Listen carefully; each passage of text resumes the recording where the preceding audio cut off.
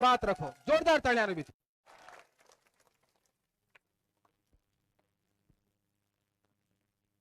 नागौर की इस पावन धरा पे आज के हनुमान जी की नामांकन रैली में मंच पे विराजमान परम आदरणीय हनुमान जी सम्मानित मंच और सामने विराजमान पिता तुल्य बुजुर्गजन, नौजवान साथियों, प्यारे बच्चों, सबसे पहले तो मैं आप सबका हृदय की गहराइयों से धन्यवाद ज्ञापित करता हूं कि आज जिस तादाद में आप हनुमान जी को आशीर्वाद देने आए हैं, निश्चित रूप से एक नया इतिहास नागौर की तरह से लिखा जाएगा। अभी पूर्व वक्ताओं ने सारी बातें की और मैंने आज सुबह का जब अखबार पढ़ा उसके अंदर कल इसी स्थान पे जो भारतीय जनता पार्टी के प्रत्याशी नागौर से उन्होंने नामांकन दाखिल किया था, उनके अखबार के अंदर खबर छपी कि 11वां मकान जो है वो उन्होंने नागौर के अंदर खरीदा है। तो मैं ऐसे नेताओं से आग्रह भी करूंगा कि समय रहते यदि आप सेवा करो तो मेरे हिसाब से तो मकान शायद एक दो ही बहुत है, लेकिन क्या कमियां रही और 65 साल आपके परिवारों ने राज किया, कभी किराए के कमरे का भी यहाँ काम नहीं पड़ा। आज मुझे बड़ी खुशी हो रही है और मैं युवा साथी जो हैं इनसे मैं अपील भी करूंगा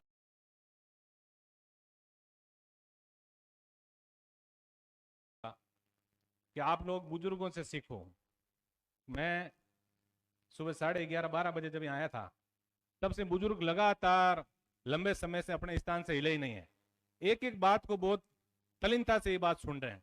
तो मैं युवा साथियों से निवेदन भी करूंगा, सोशल मीडिया का जमाना है, हमें सिर्फ और सिर्फ कुछ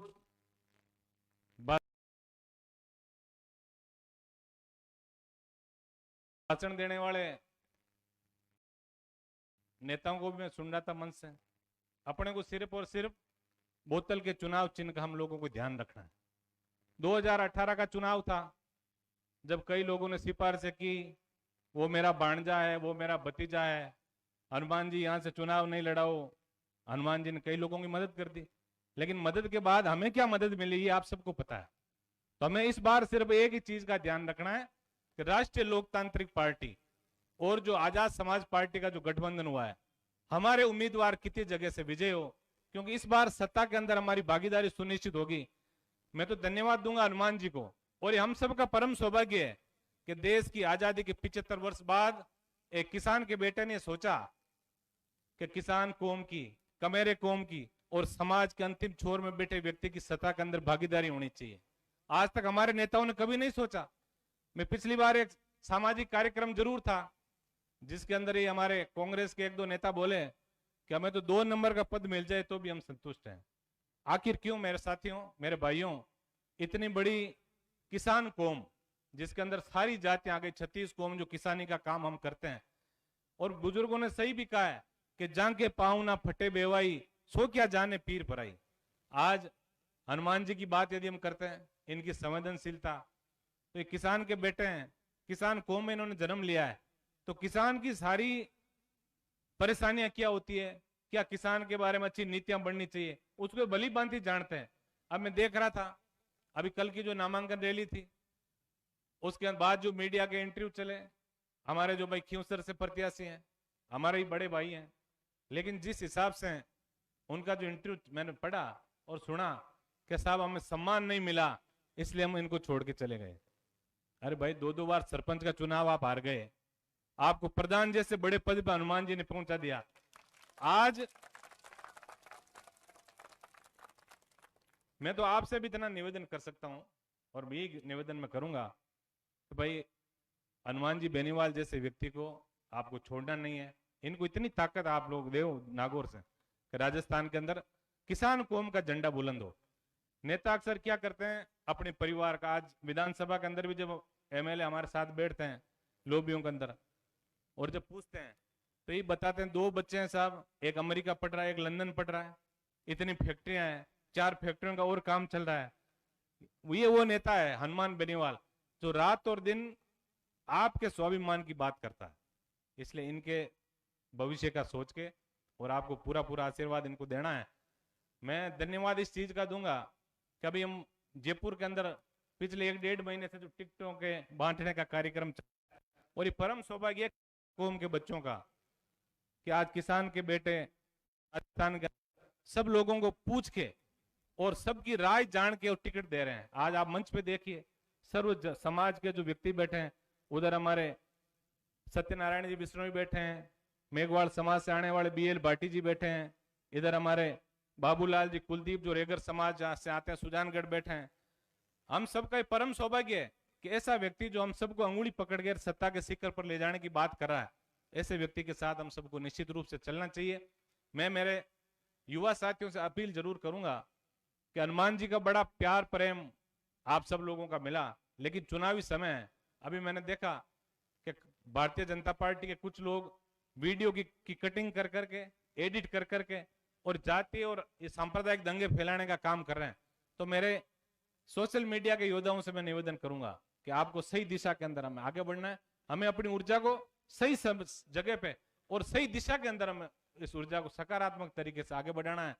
इस बार मेरे बड़े अनुभव रहे और मेरे युवा साथियों से मैं जरूर इस चीज को शेयर करूंगा, क्योंकि राजनीति के अंदर कई बार व्यक्ति जो है भाग्य में जब तक आपको विधायक या MP बनना नहीं लिखा तब तक आप कितना ही प्रयास कर लो कुछ नहीं बन पाओगे। और उसका सबसे बड़ा उदाहरण मैं हूं। मैंने कभी सपने में नहीं सोचा कैसे एकदम MLA बन जाऊंगा और लोगों का आशीर्वाद हुआ और MLA बन गया। इस बार टिकटों का जब कार्यक्रम चल रहा था तो मैं सबसे ज्यादा धन्यवाद हमारे सीताराम जी नाइक और सत्ताराम जी देवासी को दूंगा। मैं युवा साथियों से अपील जरूर करूंगा, इनकी कार्य प्रणाली को आप लोग समझिए।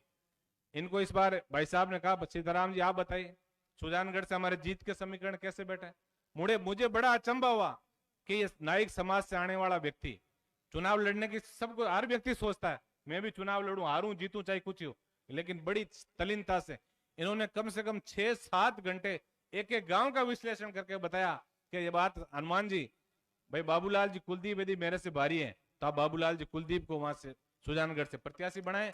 मेरे को जहां संगठन में आवश्यकता हो मैं संगठन में काम करूंगा, मेरी जहां आवश्यकता हो और आपको ये लगे कि सीट जीता हुआ है वहां सीताराम नाइक को आप उम्मीदवार बनाओ। यही हालात हमारे सत्ताराम जी देवासी ने कही। तो मेरे युवा साथियों से अपील करूंगा, कुछ लोगों के देखो टिकट भी कटते हैं, ये सही बात है। और मैंने मैनेजमेंट की पढ़ाई की है, इसमें एक ही चीज मैंने सीखी कि बॉस इज ऑलवेज राइट।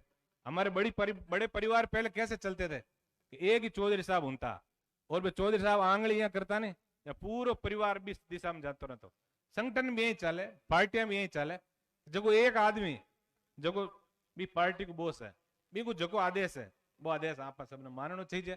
आ चीज को मैं निवेदन युवा साथियों करूं, जका भी हमारा भाई बंधु है अपन एक ही चीज को प्रयास करना है कि एक किसान को बेटो रात और दिन जाग और प्रयास करियो है कि आप सबका स्वाभिमान को झंडो राजस्थान की सत्ता का क्या बुलंद हुआ वो प्रयास करियो। ये बात आप सबने मिल और हनुमान बेनीवाल जी ने बहुत मजबूती देनी है। धन्यवाद, राम राम, जय हिंद।